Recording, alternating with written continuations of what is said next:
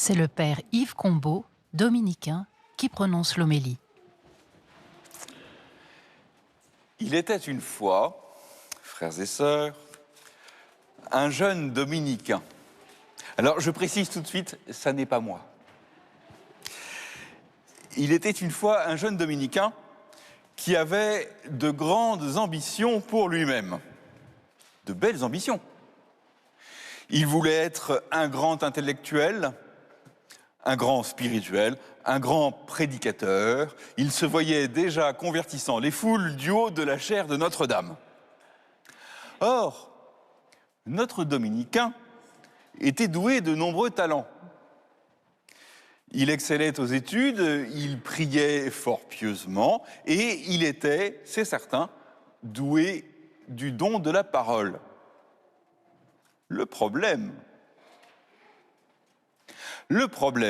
c'était les autres dominicains, ceux qu'il appelait ses frères.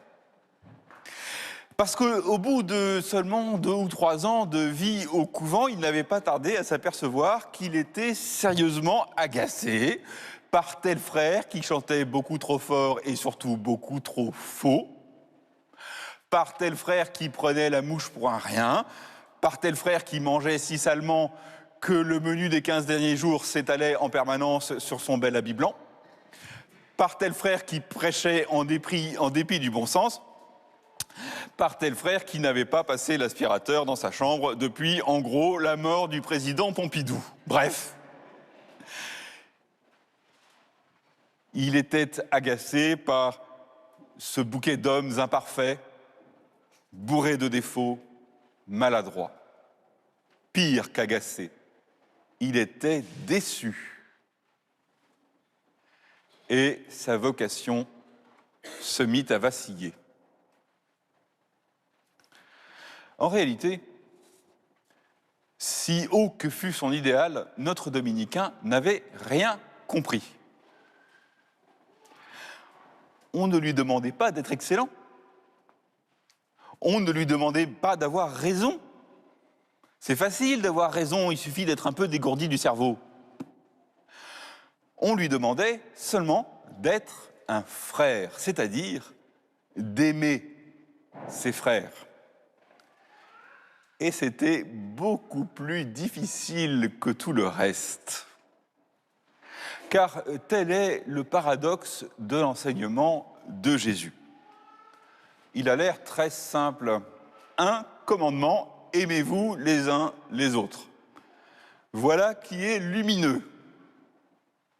Lumineux. Et impossible. Parce qu'enfin, comment peut-on commander l'amour? Comment puis-je ordonner à une personne d'aimer une autre personne?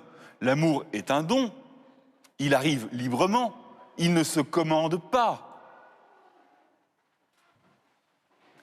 Et les années passèrent. Notre jeune dominicain connut des succès et quelques revers, les joies et les chagrins de la vie religieuse. Il se reconnut fragile. Il n'avait pas réponse à tout. Il lui arrivait d'être désarmé devant la souffrance des autres et aussi devant la sienne.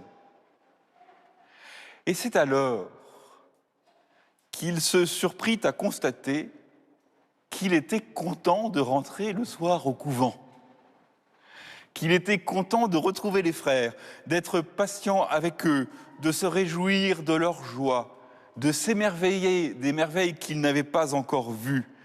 Il se surprit à constater que ses frères l'aimaient, lui, non pas pour ce qu'il voulait être, mais pour ce qu'il était, et de même qu'il les aimait. Aimez-vous les uns les autres. Eh bien, c'est d'abord le chemin de la douceur et de la patience, qualité dont notre jeune dominicain, ce n'est toujours pas moi, était notoirement dépourvu. C'est aussi le chemin de l'humilité et de la maturité, qualités qui vont ensemble. C'est un chemin pour toute une vie, pour aimer Pour aimer en vérité, il faut avoir vécu. Il faut avoir délaissé quelques illusions. Il faut avoir admis de soi-même ce qu'on ne voulait pas forcément voir. Autrement, on n'aime pas. On parle d'amour et on joue à aimer. Aimez-vous les uns les autres. C'est le chemin de ceux qui sont blessés et qui découvrent que sans l'amour d'autrui, ils ne sont rien. C'est un chemin de bonheur, un chemin inattendu, un chemin hérissé d'embûches. C'est un chemin qui ne s'éclaire qu'après qu'on a traversé la nuit, ou plutôt pendant qu'on traverse la nuit. Aimez-vous les uns les autres. C'est le chemin du cœur. Et le cœur est autrement défendu, fermé, résistant que notre intelligence.